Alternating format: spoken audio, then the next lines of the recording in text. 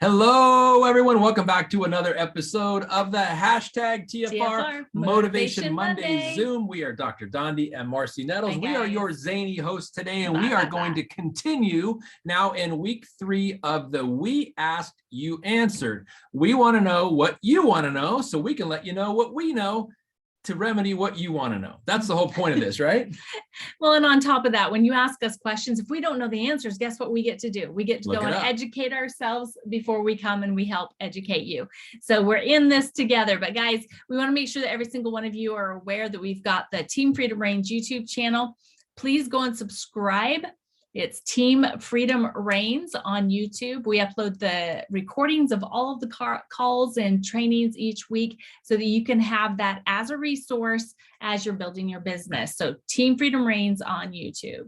Yeah. All right, let's go ahead and let's get right into this. All right, let's get back into it. We Asked, You Answered training series. We are on week 3 of 4, where we asked you, what do you want to know more of? What kind of information? What do you want? What T's do you want crossed and I's do you want dotted? So we can give you the information. And like Marcy said, if we don't know, we go look it up. That's the point. So we're going to continue where we left off last week. We're going to do kind of a summary, and then we're going to get into, if I can advance these slides here, we're going to first of all, get into what we talked about last week to summarize. Are you? Yep, here we go. Okay. And again. All right. So this question again was from Bob Robbins, talking about comparing your success to the success of someone else who may have joined near you, who may, or the same time you did, or may be on a same team or a different team. And so it's actually something that is probably one of the most common misbehaviors of success in network marketing, is focusing on what other people are doing rather than focusing on what you could be doing. And one of the reasons why that happens is the rate that other people grow, other teams grow, other people rank advance, or whatever the case may be. So we want to look and see, what are they doing that we're not? And that's usually always the assumption. What are they doing that we're not? What do they know that we don't know? And those kinds of things. And it's never good to compare your results with someone else's, because you never know what road they've walked through, what level of experience they've had. So kind of in summary, what we talked about last week, one of the reasons why you don't want to do that, because you may be first time in this and they may have had 10 years in the industry and just automatically know the things that you don't know. They're already an expert, or they may be a seasoned veteran, you're a novice. So those are the kinds of things, and you can follow down the list here of why the reasons you shouldn't compare. And if you want to know more about that, we went in depth into that last week in the call. So please go and check out last week's call if you have not so far. But we just wanted to pick up here and be able to go into some examples of people that enrolled in the same month. So one with no network marketing experience and one with 10 years of network marketing experience.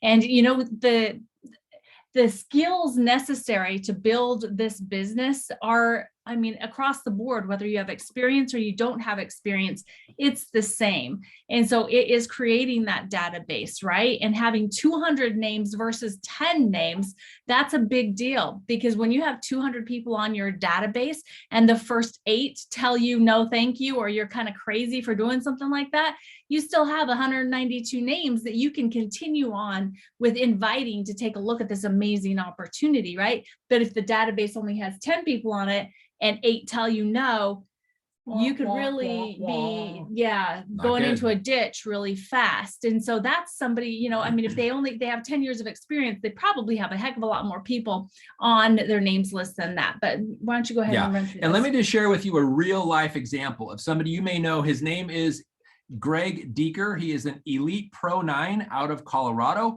LifeVantage was the 8th network marketing company that he joined. He had joined 7 previous network marketing companies, never had success, never even made enough money to absorb his auto ship every month. In other words, for 7 consecutive different companies, been in them for quite a while, he never even made money until LifeVantage. Now, what was the difference? We're a network marketing company, so were all those others. It may have just been the right spot, but now we're talking to someone who is an elite Pro 9. So 10 years, he had more than 10 years experience, got into this company, never had success before, got into this company, had very rapid success. He was not like the 10 names list. He had more, obviously, but it's also how active are you? Because and there's one of the things that we can do as well is how many invites are we extending versus the person who's never done this before, 5 invites a day versus the person who's had 10 years experience. And just because someone has 10 years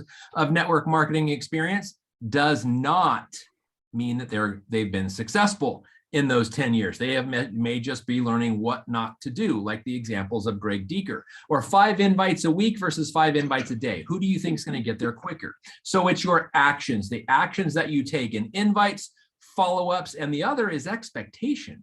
Do you expect to be successful? Or is like, well, I don't know. I've never known anybody who's done this. My Uncle Marty, who's never done this before, said it's a pyramid scheme. His friends have never done it before, but they think it's a pyramid scheme. So it's, what are we thinking? What is the programming? If we go into this with expectations of success versus going into this, again, has no bearing on how long you've been in the industry or how many companies you've been with. What are your expectations? The people who want to be successful, expect to be successful, have different actions. Yeah. And I love the results down here. This is the thing between the 2 different people, the one with no network marketing experience and the one with 10 years. And with them doing the behaviors that are listed here on the no network marketing experience, maybe they are so excited. They have a huge why, and they are determined and committed to being successful. And so they're taking consistent action every single day in their business. They're enrolling customers and distributors.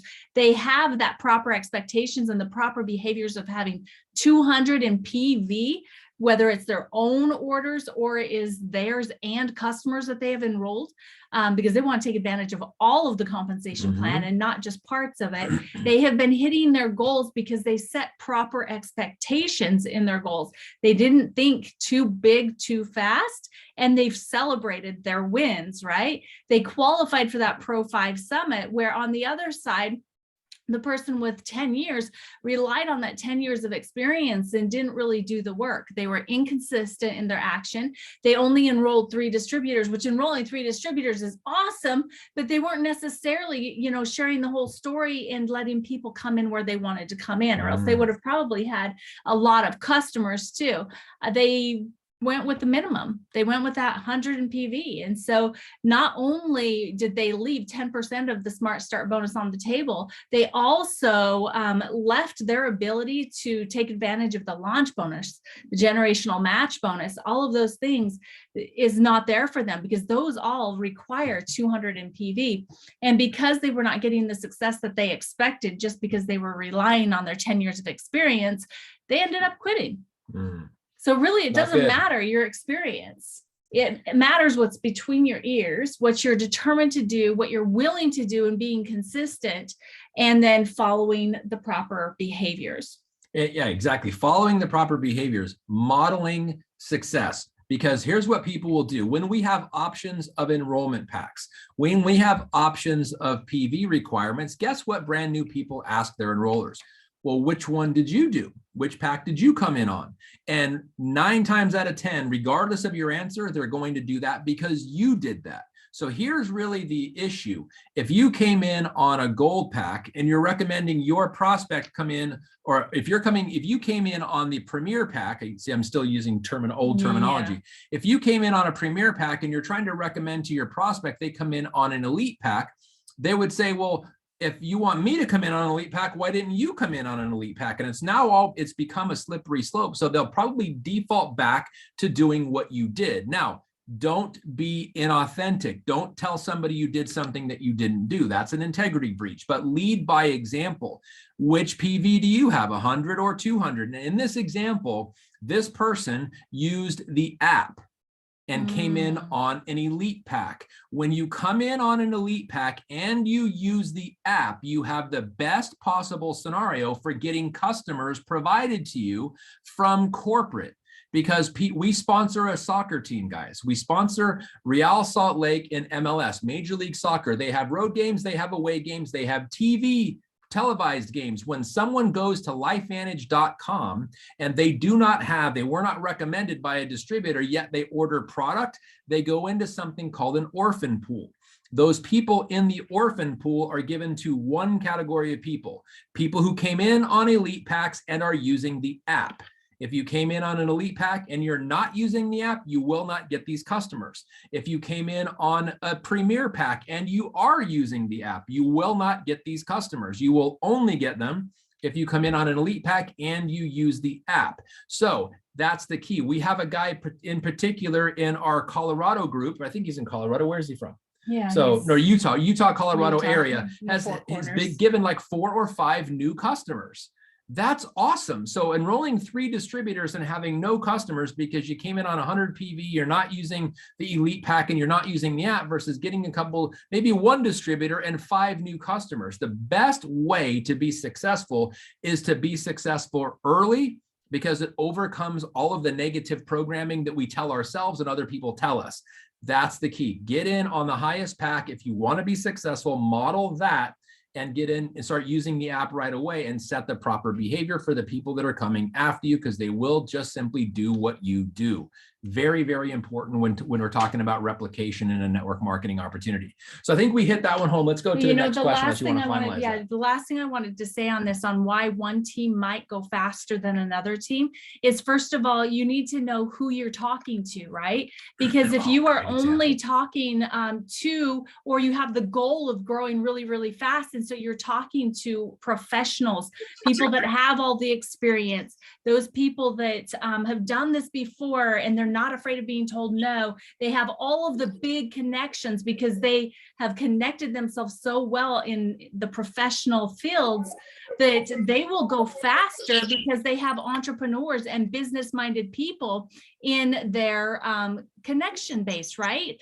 But then if we want to really make a difference and really working outside of the professionals and want to help the people that maybe aren't entrepreneurs, that we know need our products just as much, it's a matter of having the proper expectations of who we're talking to. We're going to make an impact no matter what, and you will grow your business no matter what. It just might take a little bit longer if you don't have those people on your database that have all of the network marketing experience or are not seasoned entrepreneurs already. And it's okay. And by the way, does it matter who gets there first? Think about this monthly income that you are developing. Are you developing it only for yourself right now? Or are you developing it as an asset that you're going to be able to will down to generations? So if you're not growing it as fast as another team might be growing, that's okay. As long as you are setting the proper foundation so that your business lasts long term. That is more important than building it fast, because if you build it fast, sometimes you're not giving the foundational education, which is going to lead us into one of the next questions, of new distributors and taking care of customers. So just know that first, number one, don't compare yourself. Make sure that you are plugging in and that you are learning the skills and following the system and working with your team. And also make sure that you are just caring about people and understand that this is a marathon. It is not a sprint. It's a marathon. So just do the right things for a long enough period of time and you're going to get exactly where you want to be and be able to will that to your family for generations. And one thing you were telling, and I want to be completely transparent and vulnerable with you guys and share with you one of my biggest mistakes early on. And that was trying to be the source of all information for the people that I personally enrolled, rather than using my support team as a whole, my upline and my cross-line friends. I tried to be the sole source, and I will just tell you, it was my pride and my ego. I wanted people to think that I was the educated person. They would ask me a question, I would answer it, rather than saying, you know what, that's a great question. Let me introduce you to my sponsor, or let me introduce you to his sponsor. Let me introduce you to somebody who's been doing this longer than me, who happens to be on another team. It wasn't until I understood that and started to implement it, because I guess I was trying to keep my sphere of influence tight. And part of my ego is wanting people to know that I knew the answers. It was actually hurting all of their business, which was in turn hurting my business. And if for those of you who may have been on the team a while, when we were doing all the calls ourselves, we had a certain level of success, but there was no duplication. When we started asking guests to come in and teach you guys, if you look back through the videos most recently, we have guests all the time. That's our way of saying this is a company that works with a lot of different people. So if you have a group of your own, please introduce your people to your support team, whether they're your upline or your crossline, because you are much better as a team of support rather than trying to be the single source. I tell you that from experience because it was one of the biggest mistakes. And unfortunately, I made a lot of those in the beginning, and it's really stunted the growth of our business. So use your entire team support in supporting your team. Support your downline with as much of your upline as you possibly can, and crossline. Yeah, definitely. So let's move in. And by the way, thanks, Bob Robbins, for that last question. So Lizzie, why is training new distributors so important? Oh my gosh. Getting them started right and predictable. Yeah, that's a great question. Well, because this type of profession is completely different than anything else that most of us have ever done before. And so if we don't train people and we just have the expectation that they're going to go out and do what they're supposed to do, guess what? It's not going to happen, right? And so one of the main reasons that it's so important to train your new distributors is that if you want to build a team and build a big business, or even a business that's going to pay you month after month after month, then you've got to make sure that you are training the new business partners on your team as quickly as possible. So it's a really good question. So let's go ahead and talk about some of that. And there's steps. So it's the key is taking the first step and helping people is getting them trained right away. Well, kind of think of it this way. If you look at Eric Worre's book called Go Pro, there's only 7 skills to being successful in network marketing, but you have to attempt to share them and have your team learn them. One of the most important thing is step 1 is getting them started properly. That's why if you see that first step, it's the largest. It's the first step that makes all the difference, and it's always the hardest. 1, because maybe you've never done this before. 2, because we really don't know what to do necessarily. Well, that is in other companies. We have a very, very, very predictable system called ITT, Invite, Tool, Team. There's even a launch guide that shows you how to do that, to go through the entire process. So if you're not familiar with the launch guide, if you're not familiar with ITT, get used to your website, look in your website, use the app. There's copies of it in both areas, and just simply start getting your brand new people started as quickly as possible. Because the quicker they get started in the ITT system, the quicker they start implementing the launch guide, the quicker success they're going to have. And here's the deal. The longer it takes to be successful in network marketing, the quicker you can predict they're going to leave. The sooner they have success in network marketing, the longer they will stay. It's very, very simple strategy, but that first step can also be the largest, but taking the first step is so critically important. Yeah. And there's a lot of things that go along with training your new distributors. One of the very first things should be introduction to the support team, right? Yes. Because part of the things, I mean, you already did when you used ITT, introducing them to the team before they enrolled. But now they need to develop the relationship and the trust amongst the team, so they know that when they're sharing information with the people that they care about, the people that respect them, that they will be able to have the confidence to know that the people that are there to support them do know what they're talking about, will be available, and that together we can go so much further than we can by ourselves. One of the main reasons why you want to use the team is to let other people see that you don't need to know anything to get started. So we want to carry that forward by introducing to the team, making sure that they have the contact information that they need to be able to use them as a resource, just like you are able to do that. Plus, you want to make sure that they are able to get the experience of being told no when you're there with them and helping them, instead of them having that on their own. Because if you're helping them with their first 5 invites, let's say, you're helping them with the first 5, reaching out to the people that are on their list, and you're helping them formulate their invitations or how they're going to, start this conversation. And you're helping them know what to say, how to respond to the different things that are coming back to them, and being able to ask, hey, are you open to taking a look at this thing that I'm doing now that I'm so excited about? And I think that it's something that would be really great for you too. They're going to get told no, right? I mean, How many of you have been told no? Let us know in the comment section. Or, I'd like to know, it's like, how many no's have you gotten this week? Right? Or if you're somebody that's never been told no yet, just wait. It's going to happen. If you stay in this industry long enough, you're going to be told no. So if during this training, the getting started process, using ITT and the launch guide, if you help them with their first invitations and you're there with them when they get those first no's, then you can help them work through that and let them know that there's the rule of three, basically, right? You have to invite 10 people to get 3 people to take a look. And of those 3, then 1 will join you, right? Yeah. But it's a matter of knowing the proper expectations, helping them through the no's and giving them the confidence to continue on, knowing that this isn't just an anomaly to them that they're getting told no because they suck. No, they're getting told no because that's what people do when they haven't seen enough value in what we have and what we have for them. Or it's not what they're looking for. And I remember, this brings me back to a vivid memory I had when I had no experience, when I was brand new to network marketing, brand new to LifeVantage. And I had in my mind, we had the equivalent, is the equivalent of our modern day elite pack. We called it something else back then, but that was all I was going for. I would accept nothing less than an elite pack.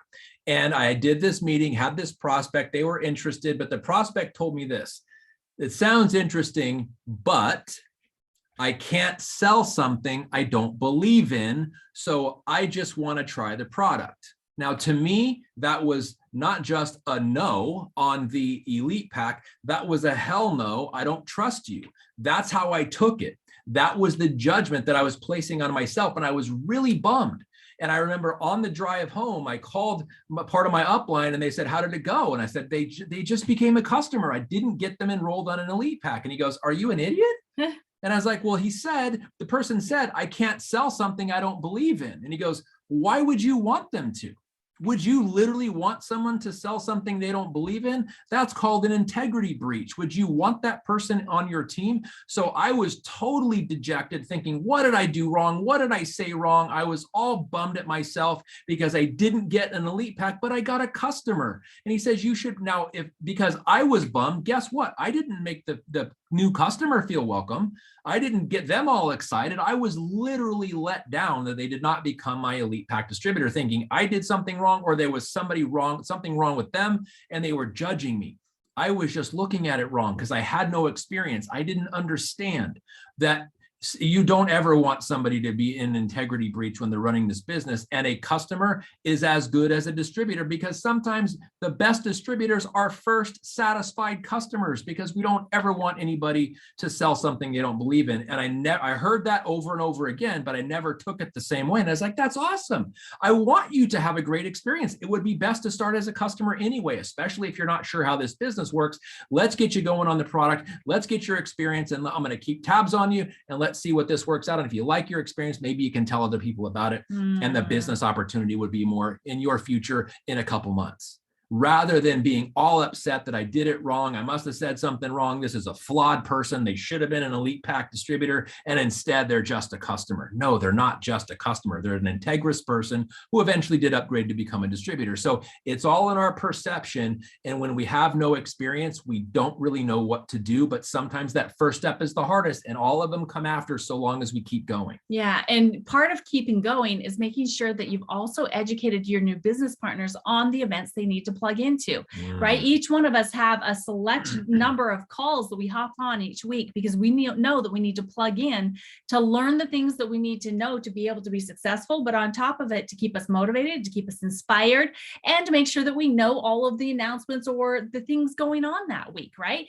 So we've got to stay plugged into the weekly things, but then we also need to make sure that we're plugged into the monthly things, like what we had this last Saturday, LifeVantage Academy, right? And also Vision Summit. Vision Summit is another one that's available. And by the way, there's a special one-day Vision Summit that's going to be the day before Activate 2022. So if you're interested in that, let us know so that we can help you out with that, because we want to make sure that if you're coming to Activate 2022, which all of you should be, it's going to be so, because that's so another cool thing. And the next thing I'm going to move into here is you need to attend LifeVantage Academies every single month that we don't have a lead academy or convention. In June, we've got Activate 2022. It's a corporate event, and it is going to be mind-blowing, and an experience unlike any event we have had so far, all about activating, your belief in this company, belief in your business, belief in these products, belief in you, and you're going to come out of it, as long as you attend in person, you're going to come out of it with a plan in place on how to launch a new product, right? So making sure that you're plugging into every single event, because you never know what's going to be shared at that event. It's going to be the thing that you need to be able to build your business. Now, the thing about network marketers, most of the time, we like being first. Yeah. Most of the time, we like to have the information when, everybody gets it at once, not wait until after the fact to be able to gather it from somebody else that was there.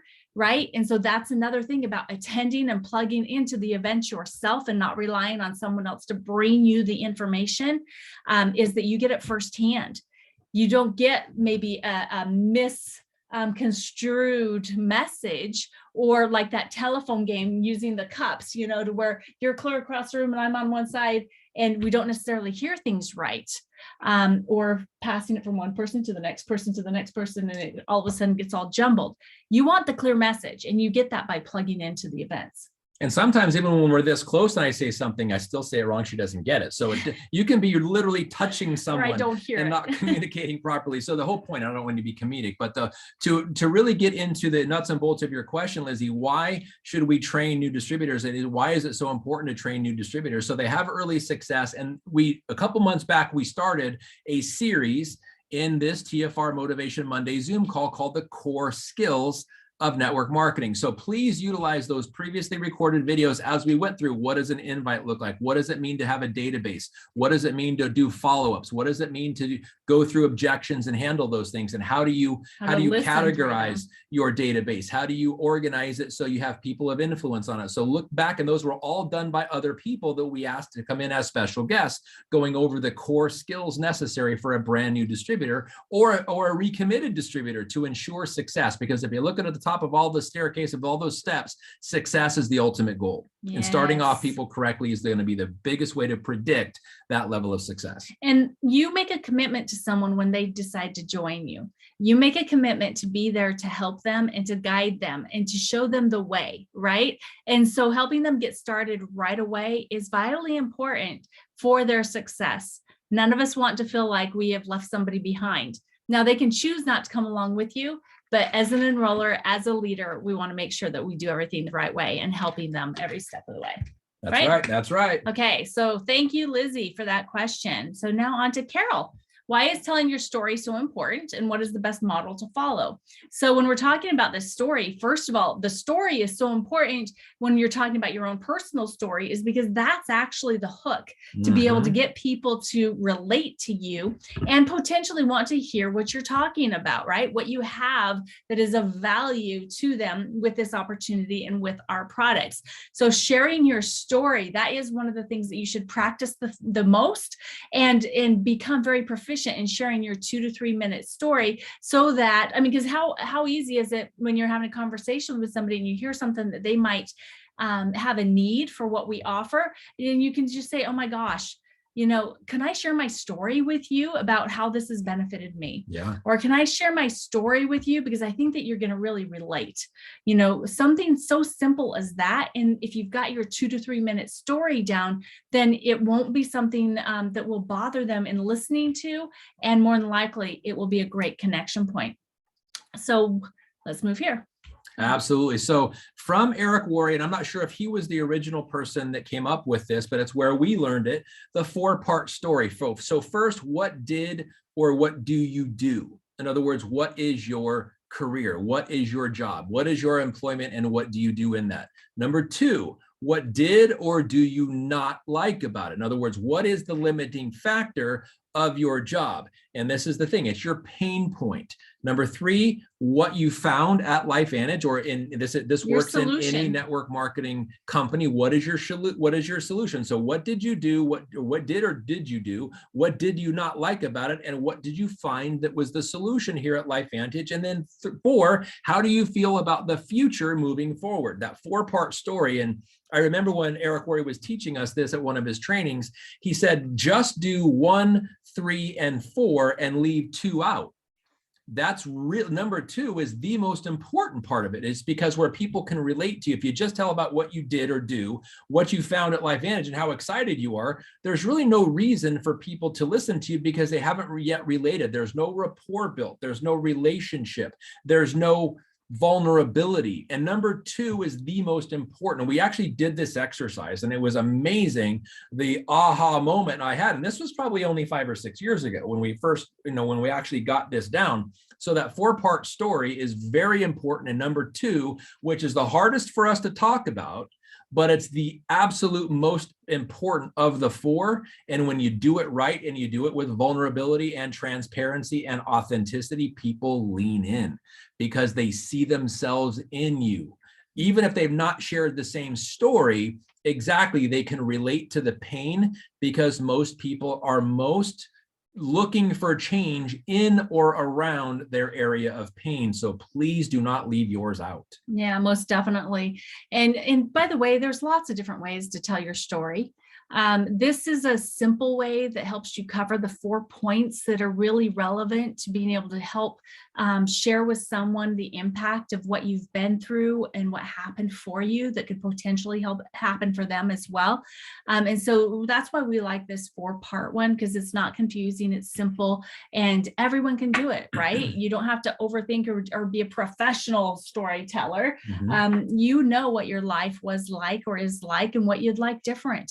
You know what LifeVantage can offer you, and you have a vision for the future if you have figured out your why, right? And so just sharing it from your heart is so very, very important. And then practicing it, whittle it down so that it doesn't have all of the extra fluff, if you want to put it that way. If it's not important to say, it's important not to say it. And so write it out, practice it in front of the mirror and record yourself so that you can hear yourself when you're sharing your story. Practice it in front of your cats, in front of your dogs. You may not get the cats to sit still long enough for 2 to 3 minutes, but maybe the dog will, right? Or how about your kids or your spouse? But most importantly, practice in front of the mirror and look at yourself in the eyes at the time that you're practicing, because what it's going to do is it's going to bring that connection to yourself as well, and really understanding what the potential is that you have in your hands. And you can start it all by sharing your personal story. But then let's make sure that we don't forget that to share the whole story of this LifeVantage opportunity, it starts with your story. And the second part is the company story that covers the products and the opportunity, right? And then how we make money. So how we make money is pretty important to a lot of the world right now. Yes. And that includes how you get started, as well as the compensation plan bonuses that we have available.